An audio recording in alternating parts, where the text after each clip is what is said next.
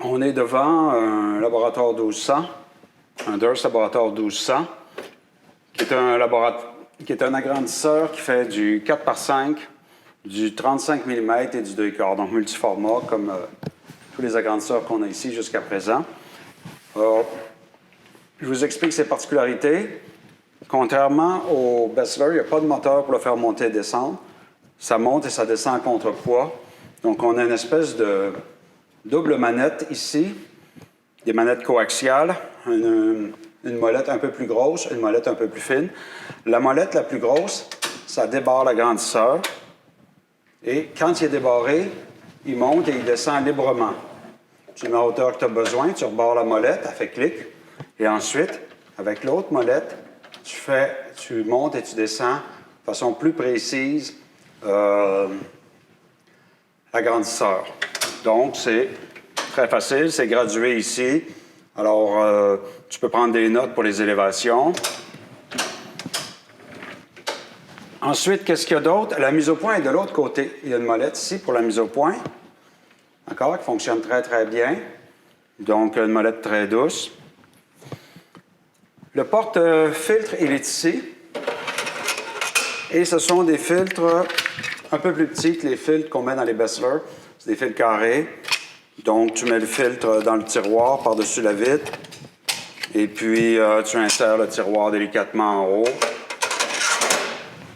Puis, c'est des agrandisseurs hyper rigides, vissés au mur, donc il n'y a rien qui bouge là-dedans. J'essaye de le faire branler, là, ça ne branle pas. Donc, c'est pas parce que tu es allé jouer avec le négatif que tu as défait ta mise au point. Alors, c'est le gros intérêt de ces machines-là, c'est la rigidité, la stabilité. Donc, une autre chose, le condensateur, bien, il faut l'ajuster en fonction de l'objectif qu'on utilise et du format du négatif. En ce moment, on a le condensateur 35 mm et 2/4. Donc, c'est une espèce de bloc. Ici, c'est écrit dessus 35 mm et 2/4. Il y en a plusieurs dans le tiroir. On a par exemple celui-là ici, qui est écrit 4 par 5 dessus. Alors, nous, on a mis un vocabulaire que vous comprenez, là, parce qu'il s'appelle un 152T. On a mis un petit P-Touch, là, qui fait que vous vous retrouvez. Donc, il y a plusieurs condensateurs disponibles. Alors, on va le laisser avec le condensateur pour le 35 mm. On glisse ça là-dedans. Il tombe en place. On ne joue plus avec cette porte-là. Il y a un petit clic pour cette porte-là. Il faut qu'elle soit bien fermée. Si elle est mal fermée, la lumière va fuir. L'autre particularité de l'agrandisseur, c'est le porte négatif. C'est ça qui le rend très, très intéressant. C'est un porte négatif assez sophistiqué. Il y a des caches intégrées, des leviers qui nous permettent de faire des masques tout le tour. Dans l'autre sens, c'est une manivelle. Alors, ça nous permet de masquer l'image. En 35 mm, c'est pas très intéressant, mais dans des formats plus grands ou quand on utilise le porte négatif sous verre, ça peut devenir intéressant. Quand on ouvre le porte négatif, il y a des masques à l'intérieur. Pour retirer le masque, on tasse le petit bouton ici et le masque se retire. Le masque est en queue de ronde, donc il est biseauté. Il faut l'insérer sous les dents et ensuite le barrer pour pas qu'il tombe. On fait la même chose avec le masque inférieur, le masque supérieur. Et on regarde toujours, il y a des ergots, là, des espèces de petites protubérances qui servent à guider le 35 mm. Mais les ergots doivent pas être sous le masque. De toute façon, le masque, si on ne rentre pas le biseau dans le bon sens, il ne rentre pas. Il doit faire face vers le haut. Et puis, quand on enligne le masque, il y a des trous ici pour faire passer les ergots. Mais les trous doivent arriver en lignée. Alors, comment est-ce qu'on met un négatif là-dedans? Ben, c'est pas très, très compliqué. Ben, c'est pareil comme n'importe quel porte négatif. On accote le négatif sur les ergots. On fait ça sur la table lumineuse. On met du papier collant. Et puis, on ferme le porte négatif. Et le porte négatif, il y a juste une façon de le rentrer. Il fait clic. Et là, il est centré. Il n'y a aucune lumière qui fuit. La mise au point de ça est très, très rigide. Une fois que la mise au point est faite, Ça garde sa mise au point. C'est un agrandisseur aussi relativement froid. Donc, il n'y a presque pas de chaleur qui se rend ici. Les masques et le porte-négatif sous verre. Donc, il y a toute une famille de masques. Les masques 4x5, les masques 2,4 et les lames de verre anti-Newton. Alors, il y a une façon pour utiliser ça. C'est biseauté aussi, ces plaques de verre-là. C'est très, très, très dispendieux. Il ne faut pas les casser. D'accord? On met ça pareil comme un masque dans le porte-négatif. Et puis, on met celle qui est légèrement mate. Quand on fait réfléchir une image dedans, on va voir qu'il y en a une dans laquelle il y a une légère diffusion. C'est le verre anti-Newton. Le côté mat, façon de parler, là, qui est un petit peu plus satin que l'autre, doit toucher le côté non-émulsion du film. D'accord? Et ça, il faut que ça soit super propre. On a même un étui de carton pour le mettre. En ce moment, là, il est dans un étui en mousse. Mais bon, on nettoie tout ça avec un lave-vitre. On utilise que du papier lentille, des Kim Wipes pour nettoyer ça. Et puis, il y a différents objectifs. Et les objectifs sont montés sur des porte-objectifs biseautés aussi. Vous voyez le biseau? Et c'est ce qui fait que l'objectif va se ramasser très, très centré et assis à sa place très, très solide. Donc, comment on change d'objectif sur cet agrandisseur-là?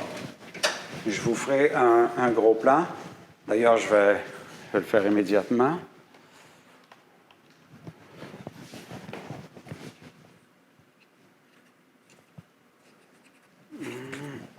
OK. Un petit peu plus gros plan. En COVID, on est seul pour travailler. Donc, bon. Ici, il y a une molette qu'on ramollit. Ça nous permet de retirer l'objectif. On met l'objectif qu'on veut mettre, qu'on va installer, les chiffres qui nous font face. On l'embarque sous les ergots qui tiennent le biseau et on visse la molette contre le biseau. Et là, il n'y a aucun jeu, ni vertical, ni latéral. Grosse différence avec les Bessler. L'objectif peut être assis qu'à une seule place. Alors, ce qu'on a ici, c'est une 80 pour le film 120. Je vous dézoome ça.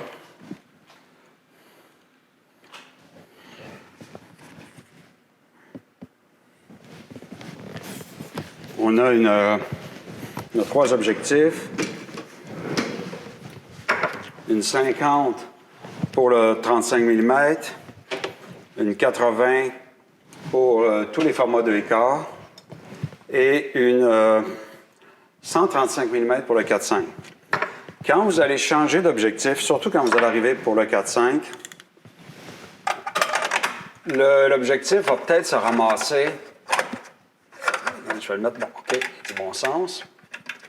Vous allez peut-être remarquer que même quand vous êtes au plus bas ici, il ne réussit pas à faire la mise au point.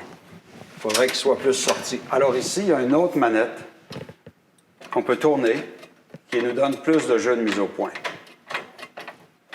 Vous la voyez mal, vous ne la voyez pas du tout, là, mais c'est une manivelle qui est ici, qui nous permet de faire la mise au point avec des objectifs très, très longs. Et on a aussi dans le tiroir une extension de mise au point. C'est un levier qu'on fiche dans cette manette-là, ce qui nous permet, quand l'agrandisseur est très, très haut, admettons que l'agrandisseur est ici, on pourrait ne pas avoir le bras assez long quand on a le visage sur le microfocus pour se rendre en haut. Alors, on utilise l'extension de mise au point ici. Alors, c'est une extension qui nous permet d'atteindre la molette. Alors, on va remettre l'objectif 50 mm pour le 35 mm. On remonte la mise au point.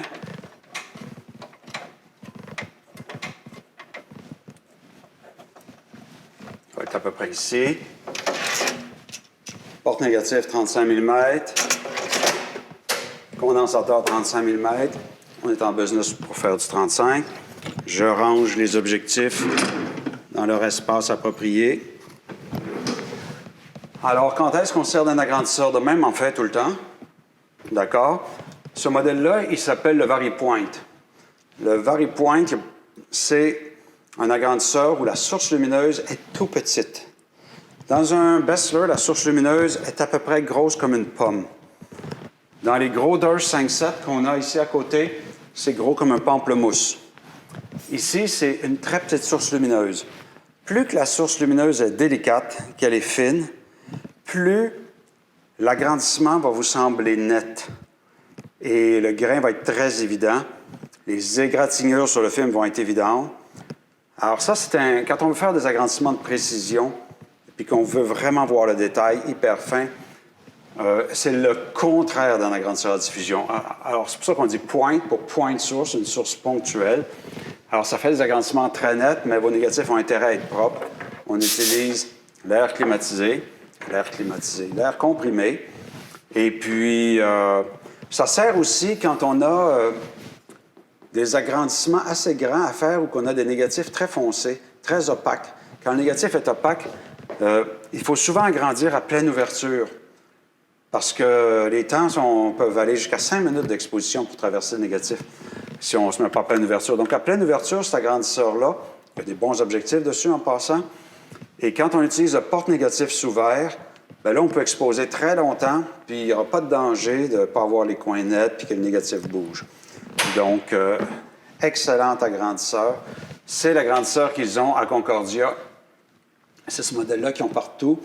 Mais eux, ils n'ont pas pris le Vari-Point. Ils ont pris un modèle qui ressemble plus au suivant que je vais vous montrer, où la source lumineuse est un petit peu plus grosse, ce qui fait que les scratchs sont un peu moins évidents. Donc ça, c'est l'agrandisseur le plus critique au niveau de la netteté. C'est celui qui va être capable de vous montrer là, vraiment votre grain de film. Puis ça peut même être... si vous aimez le grain, là, c'est l'agrandisseur qui va vous montrer le grain.